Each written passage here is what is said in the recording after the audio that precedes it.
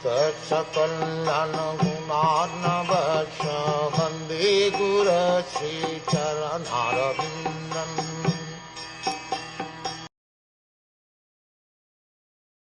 The father heard from his son that the king had been cursed, although he should never have been condemned, for he was the best amongst all human beings. The rishi did not congratulate his son, but on the contrary, began to repent, saying, "Alas, what a great sinful act was performed by my son. He is awarded heavy punishment for an insignificant offense. The king is the best of all human beings. He is the representative of God, and he is never to be condemned for any of his actions. In other words, the king can do no wrong. The king may order hanging of a culprit son of a Brahmin, but he does not become sinful for killing a Brahmin.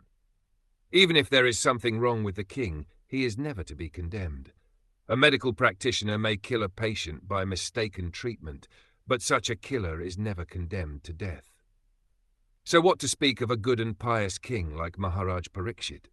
In the Vedic way of life, the king is trained to become a Raj Rishi, or a great saint, although he is ruling as king. It is the king only by whose good government the citizens can live peacefully and without any fear.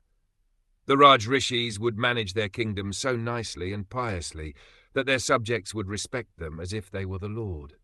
That is the instruction of the Vedas. The king is called Narendra, or the best amongst the human beings.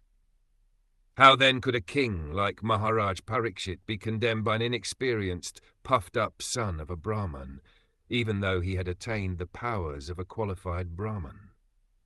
Since Shamik Rishi was an experienced good Brahmin, he did not approve of the actions of his condemned son.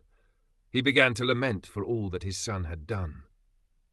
The king was beyond the jurisdiction of curses as a general rule, and what to speak of a good king like Maharaj Parikshit?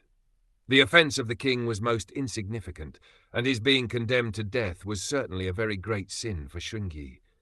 Therefore Rishi Shamik regretted the whole incident.